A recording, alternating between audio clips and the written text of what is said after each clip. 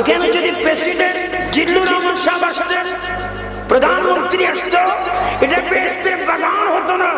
একজন হক্কানি নবী রাসূল উলামায়ে কেরাম আসা মাত্র, দুরূদ শরীফ পড়া মাত্রই, কোরআন শরীফ পড়া মাত্রই জায়গাটা পরিবর্তন হয়ে জান্নাতের বাগান হয়ে যায়। আপনার নবী চান কি চান? সবাই একটু জোরে জোরে বলেন, মনে বড় আশা ছিল। আমি দেখতে পাচ্ছি অনেক মা বোনেরা পর্দার মধ্যে, আপনারা দেখতে পাচ্ছেন সবাই মেয়েরা মহিলারা মনে মনে বলবেন, আমার মা বোনেরা মনে মনে বলবে, পুরুষ বাবার একটু জোরে জোরে বলুন, মনে বড় আশা ছিল যাব মক্কা ওয়ালা মদিনা ওয়ালা, জোরে আমায় তুমি দেখা দাও, বলো মক্কা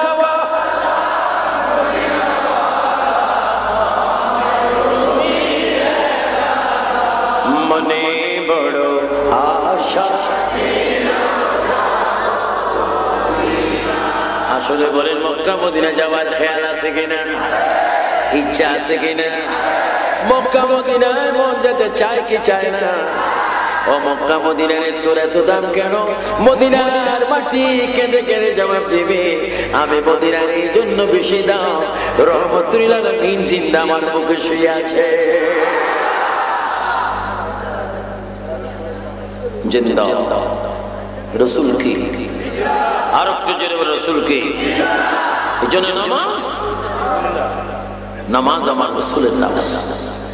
আমার যুবক ছেলেরা, জীবনে যদি নামাজ না পড়ে থাকো, তোমাদেরকে আমি অনুরোধ করি বলবো, ও আমার বাবারা ভাইয়েরা বোনেরা, আর নামাজ ছেড়ো না। ফজরের নামাজটা তোমরা সুন্দর করে পড়ো। যদি ফজরের নামাজ পড়তে গিয়ে তোমার একটু যদি ক্লান্ত হয়, তুমি যদি অসুস্থ, যদি বুক করো, কষ্ট হয়, তুমি নামাজ পড়বে। যদি তুমি নামাজ পড়ো, আল্লাহ রাসূলের উম্মতে, যদি তুমি ফজর পড়ো, ফজরের পরে যদি যোহর পড়ো, যোহরের পরে যদি আসর পড়ো, আসরের পরে যদি মাগরিব এশা পড়ো, ও আমার উম্মত রে, আমি রাসূলুল্লাহ আল্লাহর দরবারে বেশি বেশি করে ফখর করে বলো, আয় আল্লাহ, আমার উম্মত যদি গুনাহগার, তোমাকে তো সিজদা দেওয়া বন্ধ করতেছে না। ও আমার উম্মত, তোমাদেরকে আমি ওসিয়ত করে গেলাম, পাঁচ ওয়াক্ত নামাজ পড়ো। নামাজ পড়ে যদি এক একটা সিজদা দাও, আর একটা সিজদা দেওয়ার আগে তোর জিন্দেগীর গুনাহগুলো আমার আল্লাহ মাফ করে দেয়। এবার তুই হাত তুলে বল, নামাজ চাই কিনা, নামাজ লাগবে কিনা? নামাজ পড়ার জন্য হুকুম কর। নামাজ পড়বে কারা? ইমানদাররা। যেন নামাজ পড়বে কারা? আমাদের মধ্যে ঈমান আছে কিনা? আমিন বলো। কি পড়বা? নামাজ। আর যেন কি পড়বা? নামাজ। নামাজের কথা বললাম। কেন নামাজ পড়বেন? আল্লাহ রে, নামাজ পড়লে কি লাভ? ও আল্লাহ, নামাজ পড়লে কি ব্যবসা? ও আল্লাহ, নামাজ পড়লে কি নেক, কি ফায়দা, কি করুণা, কি কল্যাণ হবে?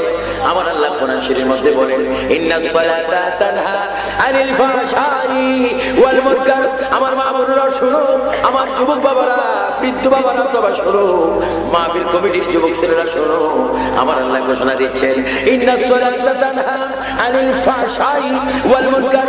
বান্দারে, তুমি যদি নবীর প্রেমে, আমি আল্লাহর ভয়ে, আউলিয়া কেরামের চরিত্র অনুসরণ করে পাঁচ ওয়াক্ত নামাজ যদি জামাতের সহিত পড়তে পারো, আমি আল্লাহ বলে দিলাম, ইন্নাস সালাতা তানহা আনিল ফাহশাই ওয়াল মুনকার। বান্দারে, এই নামাজ তোমাকে পৃথিবীর সমস্ত খারাপ কাজ থেকে তোমাকে বিরত রাখবে। ও নামাজ, তুমি মানুষকে কোন দিকে নিয়ে যাও? নামাজ কোরআন জবাব দিবে। আমার সুন্নি ভাইরা বলো, ফাদখুলি, বলেন ফাদখুলি ফি ইবাদি ওয়াদখুলি জান্নাতি। আল্লাহু আকবার। আমরা নামাজ চাই কি চাই না? যারা মাজার বিরোধী, তারা বলে সুন্নিরা নামাজের কথা ওয়াজ করে না। নামাজ পড়ার কথা বলার হুকুম আমাদের, কারণ আমরা মদিনার নবীর গোলাম। নামাজে ক্যাম্পাসাল নিয়ে আমরা পৃথিবীতে এসেছি।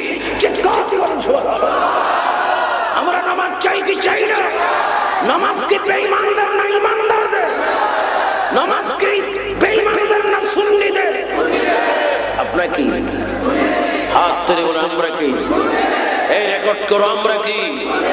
সুন্নিদের নামাজ আছে কিনা?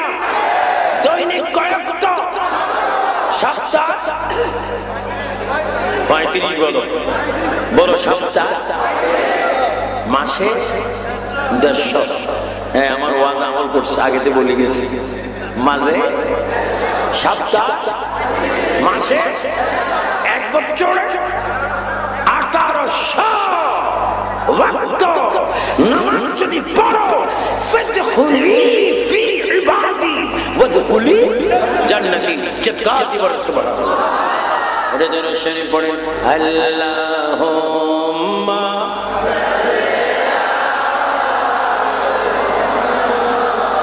ওয়া লায়ালি সাইয়্যিদ। একটু টানি টানি বলেন, অনেক ডিস্ট্রিক্টের মানুষ এখানে আছেন। আল্লাহুম্মা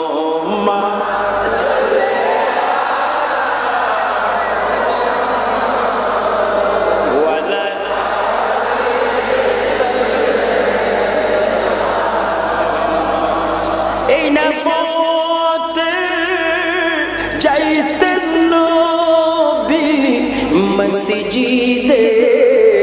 সবাই বলো, এই নাফা যাইতেন নবী মসজিদে।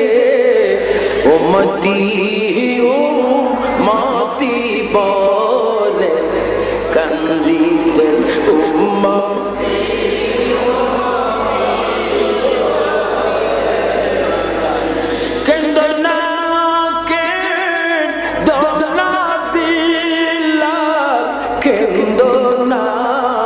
যুবক ছেলেরা বলো, কেন্দ্র না, কেন্দ্র না, কেন্দ্র না। এই দুনিয়ায় আমার দেখা পাইবা পাইবা পাইবা বিলাল আমাকে। আবার পাইবা পাইবা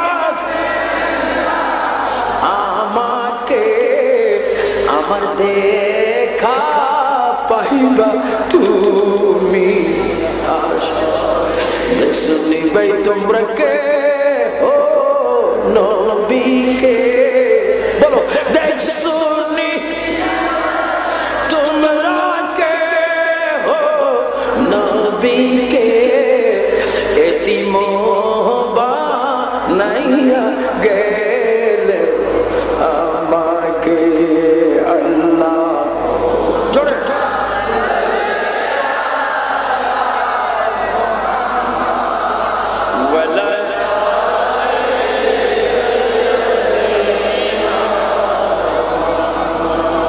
এই নাফতে বলুন, এই নাফা যাইতেন নবী মসজিদে। বলেন, এই না যাইতেন নবী মসজিদে। উম্মতি উম্মতি বলে কেন্দো না বিলাল, কেন্দো না। একটু জোরে হবে, কেন্দো না বিলাল। এই দুনিয়ায় আমার দেখা। আমার আল্লাহ বলে, বান্দারে, ও আমার যুবক বান্দা, যারা 16, 18, 20, 30, 35 বছরের বান্দা, যারা কষে কষে 7-8 বছরের বান্দা বান্দি, তোমরা শোনো, আমি আল্লাহ তোর মালিক। তোর কাছে আমি 1 গ্লাস পানি চাই না, চাউল চাই না, গম চাই না, গোস্ত চাই না। বান্দারে, তোর ভিতরে যে একটা নিঃশ্বাস, এই নিঃশ্বাসের মালিক আমি আল্লাহ। আমি আল্লাহ তোর কাছে কিচ্ছু চাই না। যদি লাইট জ্বালাতে চাও, ব্যাটারির প্রয়োজন। মোবাইল যদি চালাইতে চাও, তোমার ব্যাটারির প্রয়োজন, কারেন্টের প্রয়োজন। বান্দারে, তুই কিছু করতে পারিস না যদি আমি তোকে হায়াতটা না দিতাম। আমি আল্লাহ তোর হায়াতের মালিক যদি হই, তুই আমি আল্লাহকে দৈনিক 5 বার সিজদা কর। আমি আল্লাহ ওয়াদা দিলাম আমার নবীর কদমে তোকে আমি জান্নাত দান করব। জোরে বলো আল্লাহু আকবার বলো। আমরা নামাজ চাই কি চাই না? নামাজের মাধ্যমে আমরা নবীর কদমে যেতে চাই কি চাই না? যারা নবী মেনেছেন তারা পেয়েছেন ওলি আল্লাহ। যারা বলেন কি আল্লাহ, আর একটু সুন্দর করে জবান দিয়ে বলেন কি আল্লাহ। বলেন ওলি আল্লাহ যেই দিকে, ওলি আল্লাহ যেখানে, মাজারের ভিতরে ওলি আল্লাহ আছে না? এজন্য আমরা মাজার জিয়ারত চাই কিনা? শুধু ডান হাত তুলেন, চান কিনা? জিয়ারত করলে কি গুনাহ হবে না সওয়াব হবে?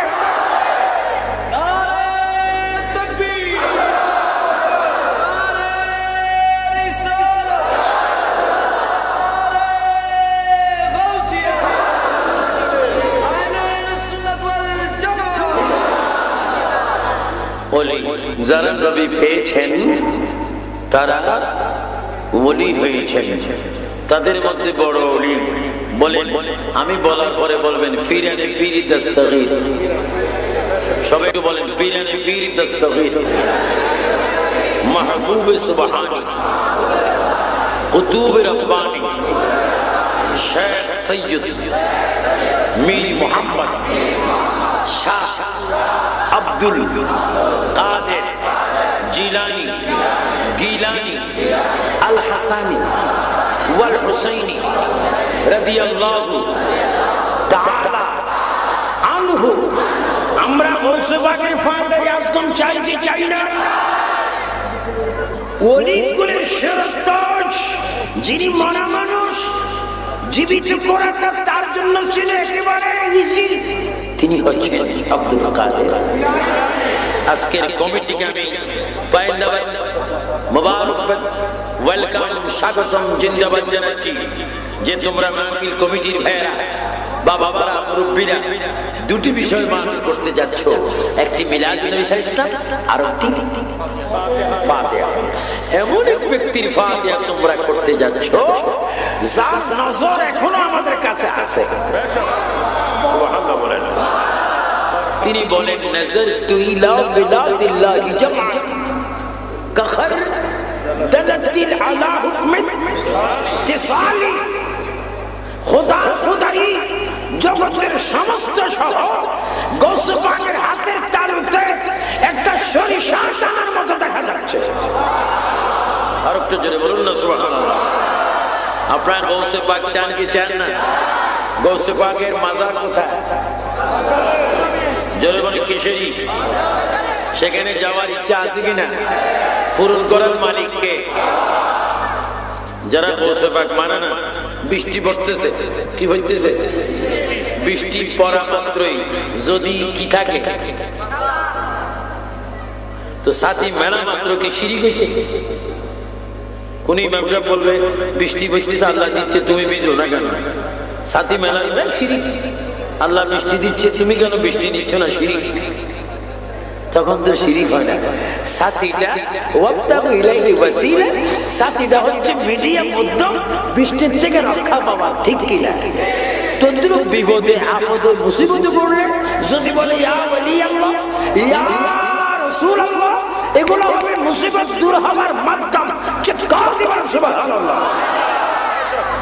ও সাথী মিললে তোর উপর খোদার গজব পড়ে না, গৌসে পাক বললে তোর উপর খোদার গজব পড়ে। নবীর যুগে যা ছিল না সব বেদাত। তো নবীর যুগে নোকিয়া ফোন আছিল না? কোন সাহাবায়ে কেরাম নোকিয়া ফোন ব্যবহার করছে? হুজুর গো পকেট চেক করলে ফোন পাওয়া যেত না? শুধু মিলাদ শরীফ ইয়া নবী বললে শিরিক। নোকিয়া ফোন পকেটে রাখছো কি? হ্যাঁ, এটা শিরিক না? এটা বেদাত না? নবীর যুগে যদি কিছু না থাকলে এখন করলে বেদাত হয়, তো নবীর যুগে তো বেদাত তুইও ছিলি না, তুই তো বড় বেদাত। তুই মামুদি করস কেন? আত্মহত্যা কর। অল্প বিদ্যায় বাড়ি করি, বাটার জোতার বলো আলবালি। এত বেশি পণ্ডিত হইও না। 1 কোটি নয়, 10,000 কোটি মিলিয়ন বেঈমানকে কাফসার করার জন্য একজন ফেরেশতা যথেষ্ট। আর প্রত্যেকটা ফেরেশতা আমার নবীর গোলাম। সুবহানাল্লাহ। ফেরেশতারা নবী, আর জোরে বলেন ফেরেশতারা নবী, ফেরেশতারা সুবহানাল্লাহ বলেন। তোর মতো 2-4 ডজন হুজুর ইমাম সাহেব না বললে অসুবিধা নেই। নবীর দুরূদ শরীফ পড়ে কে? অনেকে মনে মনে দুরূদ শরীফ পড়ে, আল্লাহুম্মা সাল্লি আলা সাইয়্যিদিনা মুহাম্মদ। কিরে বড় তোর বাঁধের বেড়া হয়েছে নি? মুখটা খোলস না গা, কি হয়েছে তোর? অসুবিধা কি? নবীর মিলাদটা পড়স না। কেমন ভাবে পড়তেছি কেউ শোনে না। আমি পাবনা গেলাম, কোথায়? বিরাট কলেজ মাঠে, প্রায় 50-60 হাজার মানুষ হবে। এটা আমি সম্ভবত 1985 ইংরেজির কথা, 85 সালে সিরাজগঞ্জ পাবনা, তখন মনে হয় সিরাজগঞ্জ ছিল এটা। দুরূদ শরীফ শুরু করলাম, মানুষ 50,000 মানুষ একসাথে দুরূদ শরীফ পড়লে কত আওয়াজ। কিন্তু আমি সারা দুরূদ শরীফের আওয়াজ আর কেউ। তা আমি বললাম, প্রিয় দর্শক, দুরূদ শরীফ পড়ছেন না কেন? হুজুর আমরা পড়ছি, আপনি শুনেন না। আমি তো এখন আশ্চর্য হয়ে গেলাম, আমার কান টান কোনো খারাপ হয়ে গেল। তখন এক কান বন্ধ করি, আমি বলছি হ্যালো, ওমা শোনা যায় তো। আবার এটা বন্ধ, হ্যালো শোনা যায়। তো আপনার পড়ছেন, আমি শুনি না কেন? আমরা পড়ছি, মনে মনে পড়ছি।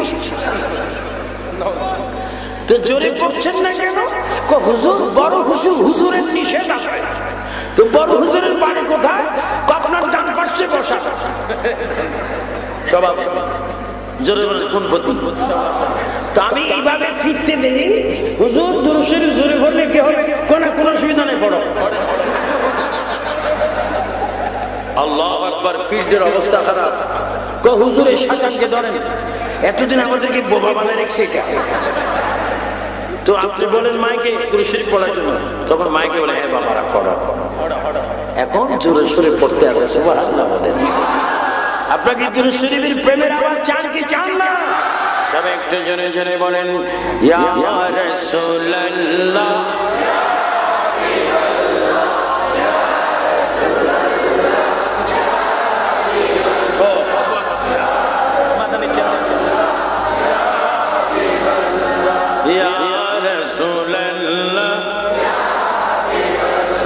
গোসল করাইয়া কাফন পড়াইয়া, বলো গোসল করাইয়া।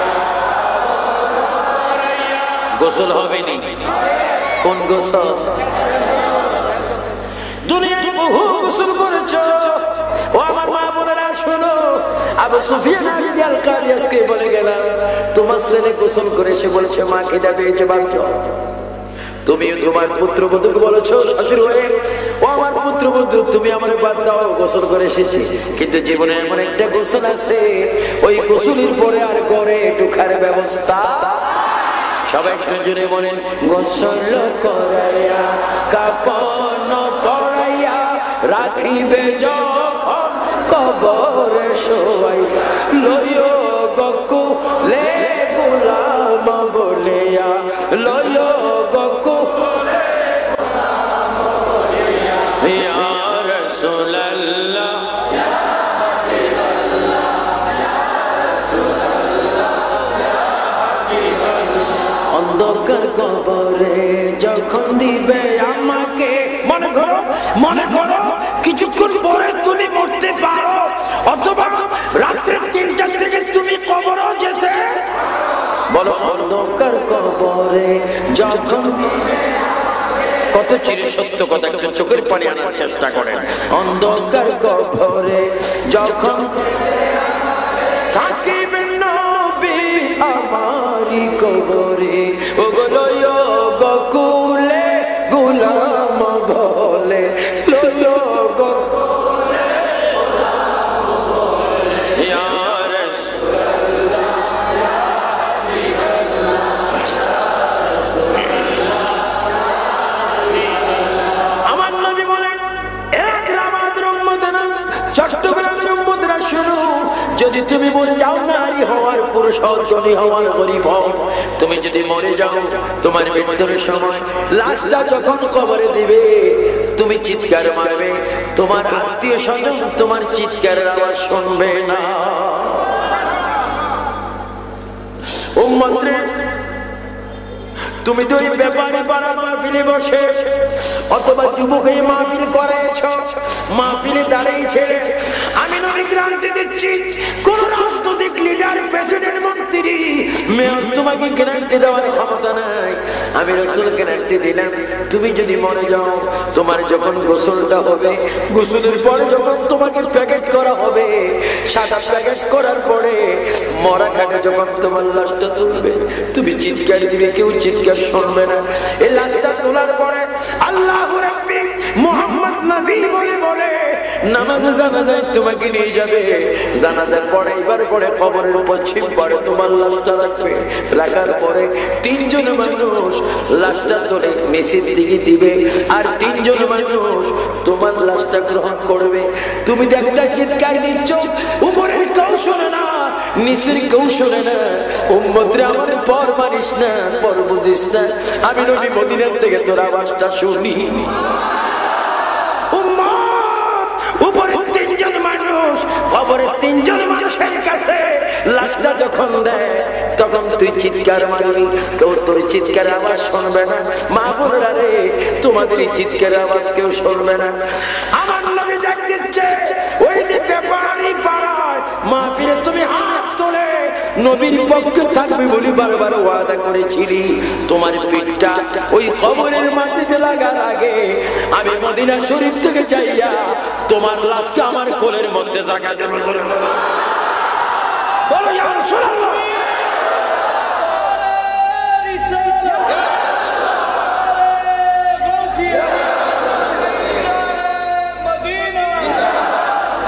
উচ্চ স্বরে বলেন, আমার কিছু ভালো লাগে না, মনে হয় মনে কই উড়িয়া যাইতাম সোনার নদী।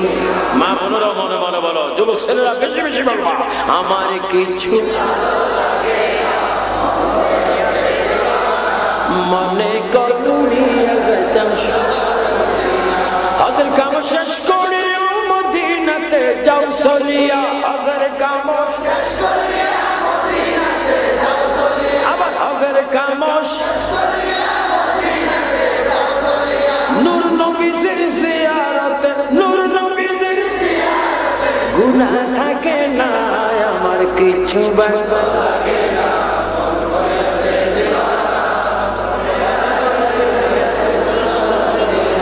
মক্কা শরীফ হজ করিলে মদিনাতে নাহি গেলে, মক্কা শরীফ হজ করিয়া চলে এলে, হজ করিয়া কবুল হবে না, আমার কিছু ভালো লাগে না। মনে হয়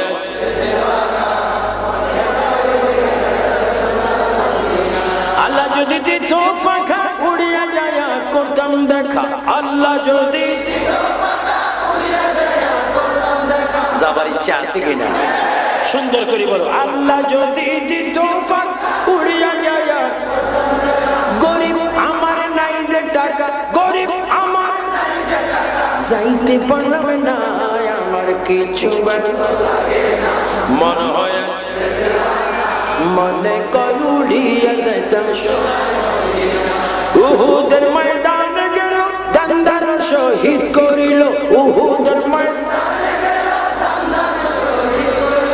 মুখের রক্তে শরীর ভিজে, মুখের রক্তে উম্মত বলে না, আমার কিছু ভালো লাগে না। মনে কলুড়িয়া যাইতাম। মক্কা মদিনা আমরা চাই কে চাই না, একবার বলেন মনে বড়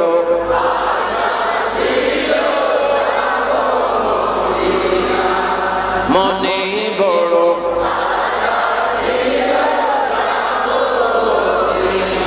মক্কা ওয়ালা মদিনা ওয়ালা, তুই হাত তুলে বলে মক্কা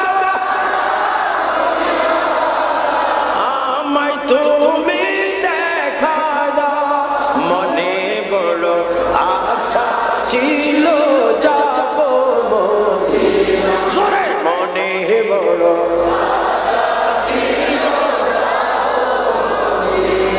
হাত নামান আমার সাথে হাদিসটা বলেন মানজারা, আর একটু জোরে জোরে বলেন মানজারা কবরি ওয়াজাবাত লাহু শাফাআতি শুনুন আমার নবী কি বলেছে।